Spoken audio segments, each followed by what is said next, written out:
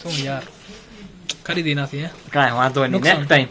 નુકસાન થઈ ગયું નહીં? નુકસાન તો નુકસાન, આના બધું આરખું જોઈએ. નુકસાન બધું. ચલો good afternoon welcome back to my YouTube channel. આમ ઇંગ્લિશ બોલવાની કેટલી મજા આવે ને, અગર ઇંગ્લિશ આવડતી આપને ફ્લુઅન્ટ તો હાલાકી ઠીક છે, આપણે ઇંગ્લિશમાં બ્લોગ કરવા નથી, ગુજરાતીમાં જ બ્લોગ કરવા, પણ આપણે ઇંગ્લિશમાં કેટલા 1-2 લાઈન અને 4-5 શબ્દ છે આપણે બ્લોગમાં કામ લાગે એટલી જ આપણે ઇંગ્લિશ આવડે. બાકી આપણે ઇંગ્લિશ કેવી તુચુક ઇંગ્લિશ છે હે ને. તો ચલો આજના આપણે બ્લોગની શરૂઆત કરીને. આજ કંઈ ખાસ પ્લાન છે નહીં. હાલાકી જે આપણા મહેમાન આવ્યા હતા આપણા ઘરે, ફુવા અને ફઈ લોકો આવ્યા, એ પછાણ આપણા ઘરે આવશે ને રાત અહીંયા રોકાશે. બાકી આપણે આજે શાયદ નખત્રાણા જવાનું થઈ શકેલું, કેમ કે યોગેશભાઈને શૂઝ લેવાના.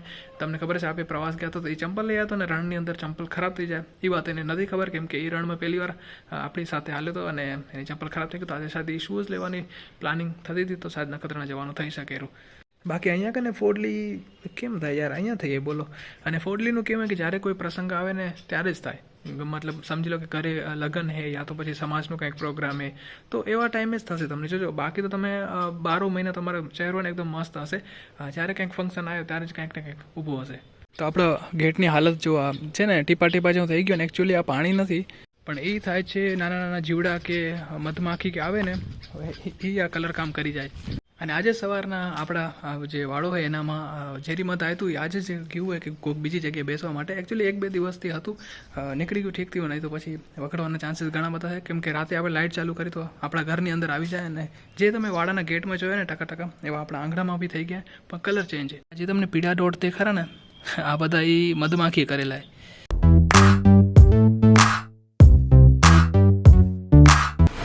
આ મેલી થઈ હશે વ્હાઈટ વાળી, મેલી ધોવી પડશે તને હર 2 દિવસે. ધોઈ હશે ને. અને આ ભાઈ તને ડિસ્કાઉન્ટ દેશે, કેમ કે એમના ઘરે દીકરીનો જન્મદિવસ હોય. ભાઈ કોંગ્રેચ્યુલેશન્સ. Thank you. બૂટ એક જ છે. તને ડિસ્કાઉન્ટ મળશે એમ કહું. ડિસ્કાઉન્ટ વાળું કરીને એક બીજી જોઈ ને આવે.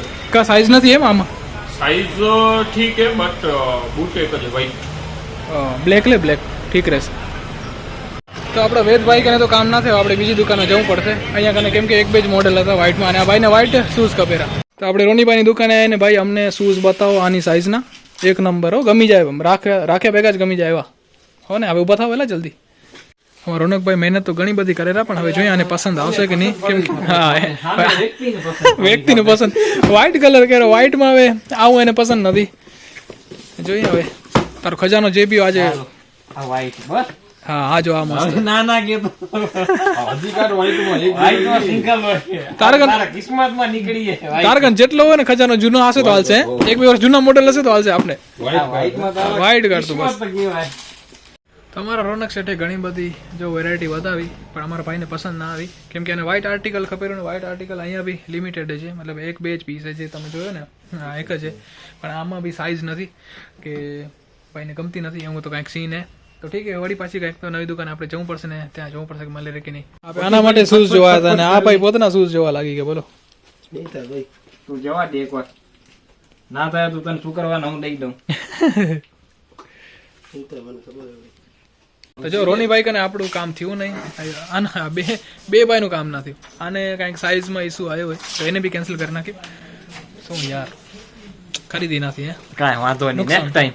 નુકસાન થઈ ગયું નહીં? નુકસાન તો નુકસાન, આના બધું આરખું જોઈએ. નુકસાન બધું. હલો, નવી દુકાન ચેકઆઉટ કરી ત્યાં સાહેબ મળી જાય.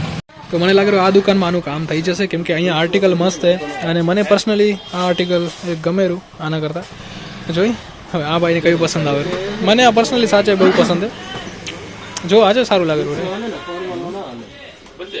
તો જો આવડું બધા કલેક્શન જોઈએ એની અંદર. હવે આ બેમાં કન્ફ્યુઝન છે કયું લેવું. મને આ પસંદ છે અને યોગેશભાઈને આ પસંદ છે. હવે જોઈ શું થશે. થર્ડ પાર્ટીનું પૂછી તને તારું શું કહેવાનું હોય? બે લઈ લે. એ સારું કર્યું, બે લઈ લે. હા એ બી પ્રોબ્લેમ હે. તો ફાઇનલી કન્ફ્યુઝન ખતમ થયું, અને યોગેશભાઈની જે પસંદ હતી એ જીતી ગઈ આપણી પસંદ. મેં જ કીધું ભાઈ તને જે પસંદ આવતી ને એ રાખ, પછી ઘરે જઈને કહેશે કે ભાઈ મને દિમાગમાં એવું હતી પણ મને આ જબરદસ્તી લેવડાવી. તો ફાઇનલી ખરીદી થઈ ગઈ. ચાલો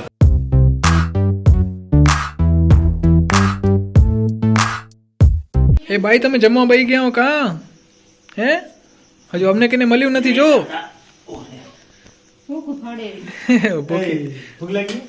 ભૂખ્યા થઈ ગયા. તો જો અમારા મહેમાન આવી ગયા અને રાતની જે જમણની વાત થઈ હતી તો આપણે જમવા બેઠા અહીં અને રાતના જમણની વાત તમે પાછલા બ્લોગમાં અગર તમે નથી જોયો તો એમાં આપણે કરી હતી. અને જો જમવામાં આજે હે પાઉંભાજી. એમની ભલે તમારા હું મુંબઈ જેવી કે મહારાષ્ટ્ર જેવી પાઉંભાજી નહીં હોય, આ ગુજરાતી પાઉંભાજી હશે. તમે શરમાવો ને, અમારા ભાઈ શરમાય બહુ ફોનમાં આવવામાં. તો ચલો આપણે જમણ કરી. So hello, good morning again. અને જે આપણા ઘરે મહેમાન આવ્યા હતા એ મહેમાન આજ સવારના ચાલ્યા ગયા છે, કેમ કે બપોરની એમની ટ્રેન હતી ને એ બહુ શરમાતા હતા એટલે આપણે વિડીયો લીધો નહીં સવારના, કેમ કે રાતે તમે જોયું કે હે ભાઈ અમારા બહુ બધા શરમાતા હતા વિડીયોમાં આવવાથી. તો એવા ઘણા બધા માણસો હોય કે જેમને કેમેરાથી જેને કહેવાય ને યા તો બીક લાગતી હોય યા તો પછી શરમ આવતી હોય બધાની સામે આવવામાં. તો પછી આપણે બી રહેવા દે કે ચલો ભાઈ હવે વધારે ફોર્સ નથી કરવાનો. પણ જ્યારે હું એમના ઘરે જઈશ ત્યારે એ કેમ કરશે, ત્યારે તો એમને શરમાવાનું આવતું જ નથી ને ત્યારે આપણે ભાઈ વિડીયોમાં લેશું આપણા ભાઈને. બાકી એક વાત છે કે ફઈના દીકરા અને મામાના દીકરા કે દીકરી જે બી હોય એને સ્કોડ બહુ હોય, બરાબર કઝિન્સ કહેવાય, એકદમ સ્કોડ ખતરનાક હોય. જ્યારે બી ભેગા થાય ત્યારે ધૂમ મજા આવે ભાઈ. અને અમને યાદ છે કે જ્યારે અમારા ઘરે પ્રસંગ હતો કે યા તો પછી અમે ક્યાંક ફઈના ઘરે ગયા ને ત્યાં પ્રસંગ ત્યાં બધા ભેગા થાય તો ત્યાં તો ભાઈ રાતના 12-1 વાગ્યા સુધી એ બધી વાતો થાય ને ધૂમ મજા આવતી. જેને કહેવાય ને હવે તો ભલે ચલો બધા કામે લાગી ગયા, બધા મોટા થઈ ગયા અને જવાબદારી આવી ગઈ એટલા માટે હવે મળવાનું બી ઓછું થારું. અને જ્યારે બી પ્રસંગ આવે ત્યારે કોઈક ને કોઈક તો ગાયબ હોય જ. પહેલાં તો એમ હતું કે નાના હતા એટલે બધા મળતા, હવે તો બહુ ઓછું થઈ ગયું હોય. ને એ જોડી જે હોય ને યાર એ અલગ જ નેક્સ્ટ લેવલ જ જોડી બને. અચ્છા તો ઠીક છે, આજના વ્લોગમાં આટલું જ રાખશું. બાકીની જે કહાની આવતા વ્લોગમાં કન્ટિન્યુ કરશું. ઠીક છે, અહીંયા સુધી વિડીયો જોયો તો લાઈક કરજો, નવા તો ચેનલને સબસ્ક્રાઈબ કરજો. Tata, bye bye, take care. કંઈક 11:30 વાગવા આવ્યા એ બપોરના અને અમારામાં સૂઈ ગયા. અને આવું થાય કેમ કે મોટી ઉંમરના જે બી માણસો હોય ને એનું સુવાની જે ટાઈમિંગ હોય ને એ ચેન્જ થઈ જાય. તમારા ઘરે અગર કોઈ મોટા માણસો હશે, દાદા દાદી કે તો તમે જોતા હશો કે એ યા તો રાતના જાગતા હશે, પછી દિવસના સૂતા હશે એવું હશે, યા તો પછી રાતના બહુ ઓછી ઊંઘ લેતા હશે, કેમ કે મોટી ઉંમર થાય એટલે પછી ઊંઘ ઓછી થઈ જાય અને એનું ટાઈમિંગ બી ચેન્જ થઈ જાય. ને અમારા માને લઈને એક ઇન્સિડન્સ અમને યાદ છે કે માં કલકત્તા ગયા હતા ને ત્યાંથી પછી એ મુંબઈ આવ્યા હતા ને મુંબઈ હું ને મનીષા તેડવા ગયા હતા. ત્યારે એક દિવસ શું થયું કે પછાડના 4 વાગે ઉઠીને માં અમારા બ્રશ ને નાવાની તૈયારી કરી રહ્યા. અમે લોકો જોઈ રહ્યા કે ભાઈ માને એવું શું થઈ ગયું અચાનકથી આવી રીતના કેમ બિહેવ કરી રહ્યા. પછી માને કીધું માં શું થયું હતું. માં કે મને લેટ થઈ ગયું ઉઠીને સવારના, કે તમે બધા ઉઠી ગયા અને ફ્રેશ થઈ ગયા મને મોડું થઈ ગયું.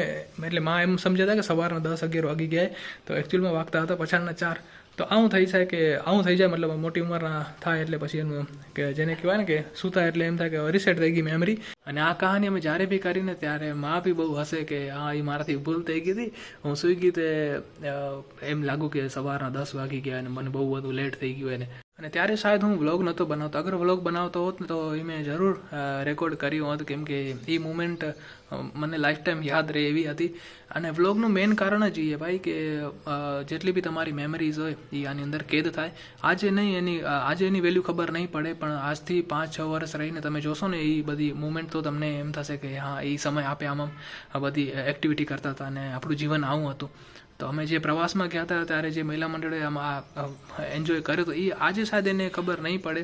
અને જે લોકો વ્લોગમાં નથી આવતા એને બી એ જ ખબર કે તમે વ્લોગમાં નહીં આવો ને તો શાયદ આજે તો તમને એમ થશે કે ચલો આપણે બચી ગયા, આપણે વ્લોગમાં નથી આવું, બધા માણસો વચ્ચે નથી આવું. પણ એક સમય થશે ને જ્યારે 5-6 વર્ષ રહીને તમે જોશો ને તમારા બધા ફ્રેન્ડ્સ આ વ્લોગની અંદર, એટલે આ મારા આજુબાજુના માણસોની વાત કરું કે એ બધા આની અંદર હશે પણ તમે નહીં હો વિડીયોમાં, તો તમને એમ થશે કે કાશ એ દિવસે હું વ્લોગમાં આવી ગયો, વિડીયોમાં આવી ગયો હોત ને તો શાયદ આજે બી હું અહીંયા કને દેખાતો હોત. ઠીક છે, તો આ વ્લોગનું મેઇન પર્પસ જ એ કે તમારી મેમરી આની અંદર સ્ટોર થાય ને ભવિષ્યમાં તમને એ જ્યારે તમારી ઉંમર 50 વર્ષ કે 60 વર્ષ થાય તો ત્યારે તમે જુઓ ને આ વિડીયો ત્યારે એમ થાય કે ભાઈ આપણે આવી લાઈફ જીવતા હતા, આપણા બધા ફ્રેન્ડ્સ હતા, આપણે આમ કરીએ, આપણે આમ મસ્તી કરીએ.